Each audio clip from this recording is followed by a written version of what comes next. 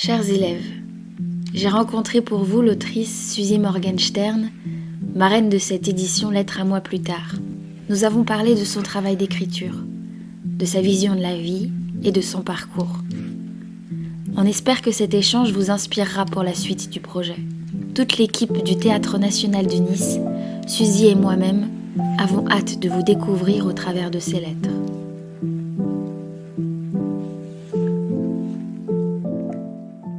Comment ça va, Suzy ? C'est une question très complexe. Ça va bien. Comme vous voyez, on est à Nice, on est chez moi. J'aimerais mieux rencontrer les élèves de vive voix, face à face. Mais comme vous savez, Ève, je vais subir une opération. Il faut que je reste très calme à la maison jusqu'à l'opération. Et après, j'espère être vivante encore et que ça aille mieux. Mais c'est une opération du cœur et on est fragile quand même. Là, il y a 2 jours, vous m'avez envoyé une lettre que vous avez écrite à votre mois d'avant.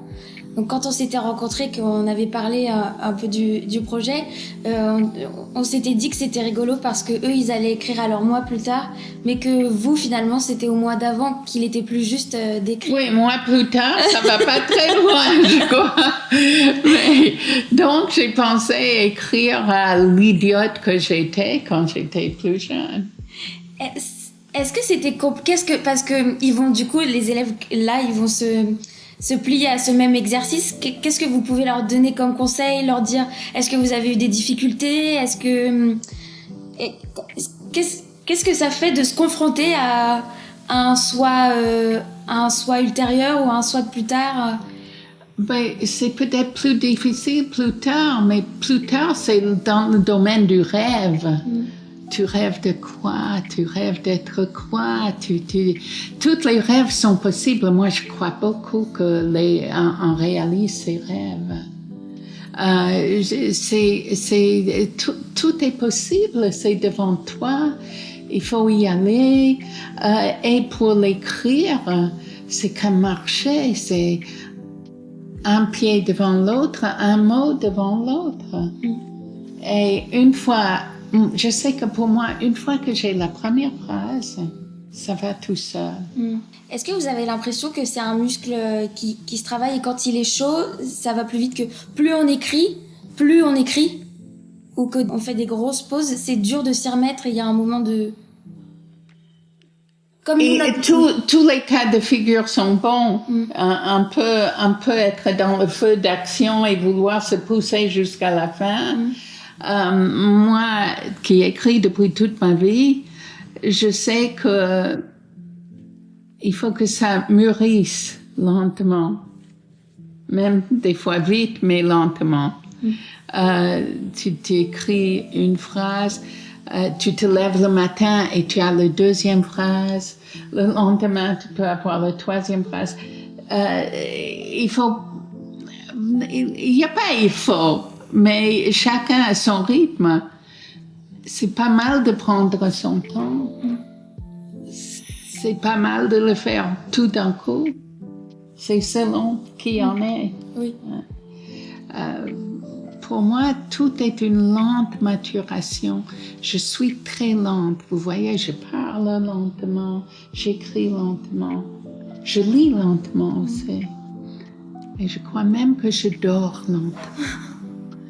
Mon slogan dans ma vie que Nike m'a volé, c'est « Just do it ». Et c'est ça, on y va. Il n'y a pas de « je ne peux pas, j'ai pas envie ». C'est « fais-le ». Et oui, c'est une musculation. Oui. Est-ce que écrire une lettre, c'est un genre particulier, c'est une démarche particulière?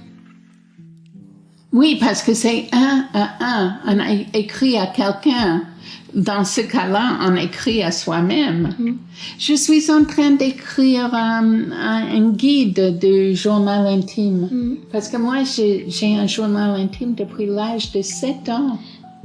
Que vous continuez encore? Ouais, tous les jours, je commence mes journées, tous les jours par mon journal intime, j'écris la journée d'hier. Et c'est un échauffement.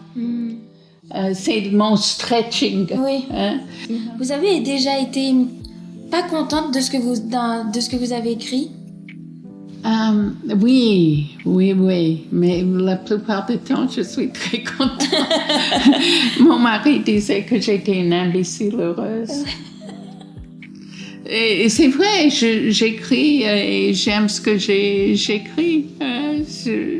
J'écris ce que j'aime et j'aime ce que j'écris. C'est pas vraiment écrire ce guide. C'est pas écrire comme écrire de la fiction. Mais ça me plaît. Ça me plaît de guider les jeunes dans l'écriture. Et là, qu'est-ce que vous pourriez leur dire, les guider un petit peu, de leur dire des mots-clés pour qu'ils commencent à écrire cette lettre? Pas de censure de soi-même, être aussi vrai que possible, parce qu'on est là pour chercher notre vérité après tout. Être vrai, ne pas avoir honte de ce qu'on veut dire, d'y aller carrément.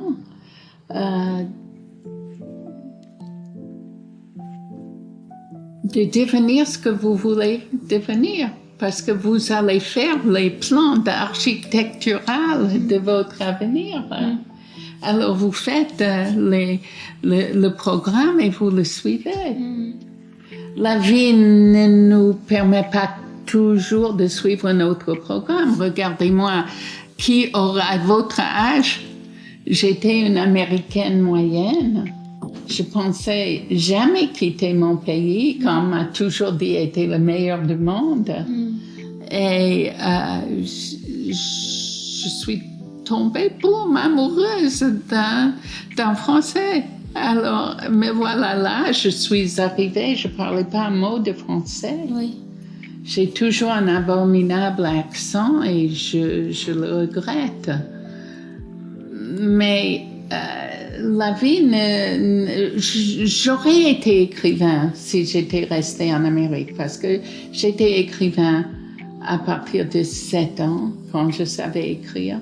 C'était le coup de foudre avec le crayon, avec le cahier, mais pas en français quand même. Et il y a énormément de professeurs qui ont répondu, avec beaucoup d'enthousiasme, parce que vous étiez notre marraine. Et je sens que vous provoquez quelque chose de... Il y a comme une foule d'amour, une foule de joie, et je prends conscience, et je sais pas si vous l'avez, qu'il y a beaucoup de personnes qui ont grandi avec vous, avec vos livres, avec vos mots, avec... C'est ce qu'on me dit, et je suis très contente. Je sais pas comment ça s'est passé, c'est toute une question de chance.